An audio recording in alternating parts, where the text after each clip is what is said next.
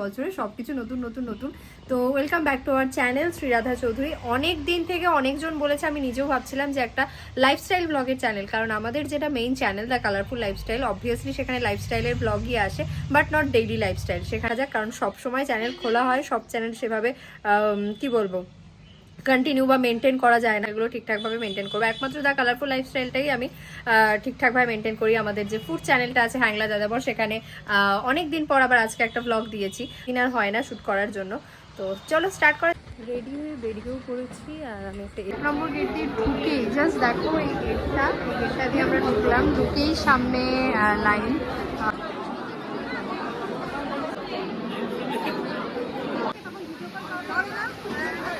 Everyone, welcome back to our channel. নতুন channel আর নতুন চ্যানেলের নতুন ব্লগ, নতুন বছরে সবকিছু নতুন নতুন নতুন।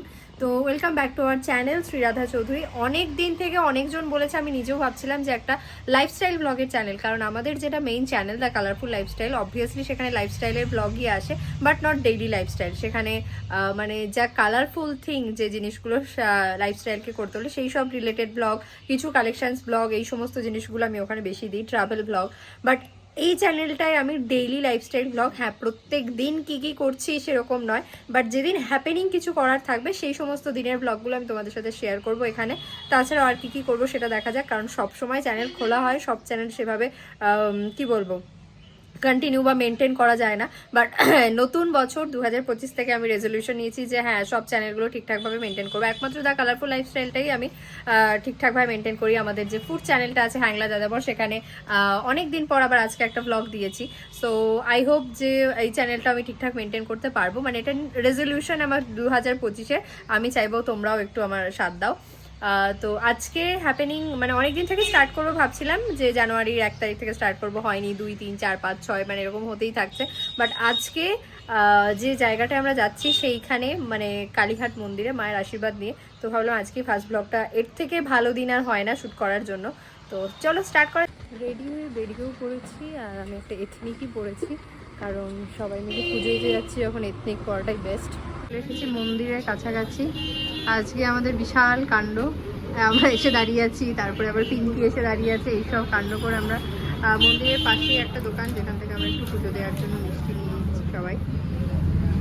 তো আমরা প্রসাদ নিয়ে নিয়েছি, মানে মিষ্টি নিয়ে নিয়েছি, প্রসাদ হয়নি এখনো। হ্যাঁ, আর দেখো সামনেই খুব সুন্দর করে গেট সাজানো আছে মন্দির। চলো, অনেক দিন পর এলাম কালীঘাটে, অলমোস্ট 2 বছর বা তার বেশি পরে। এখান দিয়ে ওইদিকে আছে মেন জায়গাটা, ওটা পরে যাব। এখান দিয়ে হ্যাঁ ঢোকার আছে গেট, এখান দিয়ে একটু ঢুকবো পুজো দিতে। এখানেও দোকান আছে, 2 মিনিট পর পর দোকান পাবে সব জায়গায়। একটা মন্দির আছে ছোট, আর এখানে প্রচুর দোকান আছে, মিষ্টির, ফুল, মালা, যার যা ইচ্ছা নিতে পারো। অপশন, মন্দিরটা নতুন করার পর এত সুন্দর লাগছে।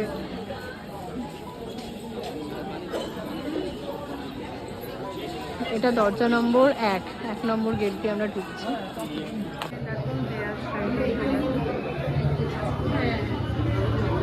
নম্বর গেট দিয়ে ঢুকেই জাস্ট দেখো এই গেটটা দিয়ে আমরা ঢুকলাম, ঢুকেই সামনে লাইন, অল্পই লাইন আছে। এখানেও আমরা বলছে ভিআইপি লাইন দিয়ে নিয়ে যাবে, আমাদেরকে 100 টাকা করে নেবে, আমরা না করে দিয়েছি। তো আমরা লাইন দিয়েই যাব, ছোটই লাইন আছে। এগুলো লাইনটা মন্দির চত্বরে জাস্ট ঢুকলাম, এখানেও কিন্তু মালা আছে, এখান থেকেও মালা নিয়ে নিতে পারো, জবা, পদ্ম ফুল, গাঁদা ফুল সব কিছু। এখানে একটা শ্যামরাই মন্দির আছে সামনে, তো এটা হচ্ছে শ্যামরাই মন্দির, এখানে একটু দর্শন করে যাই।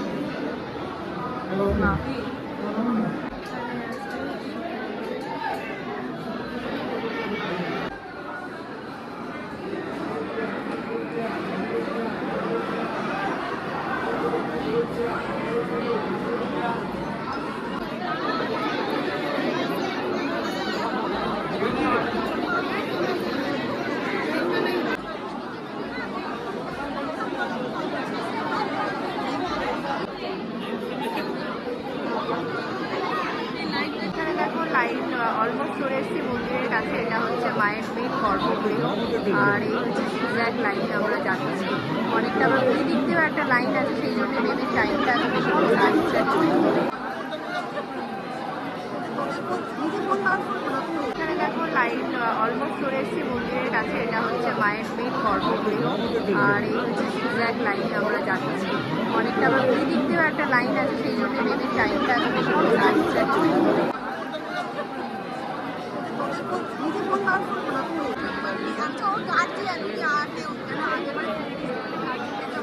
গর্ভগৃহের এখানে এসেছি আমরা, এবার ঢুকবো ফাইনালি।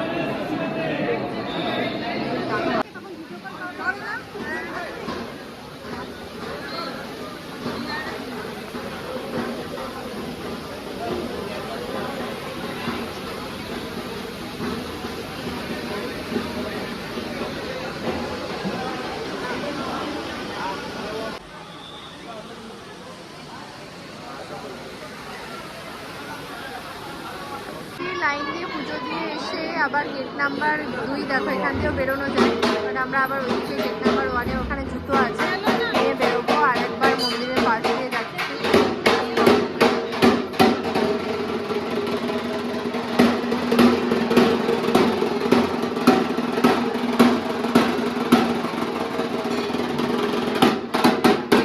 বেরিয়ে এসেছি মন্দিরে পুজো দিয়ে। এই দিকটা একটু দেখিয়ে দিই, এই দিকটা দেখো ভীষণ সুন্দর করেছে। আর এটা হচ্ছে মিশনারিজ অফ চ্যারিটি। আমাদের পুজো হয়ে গেছে,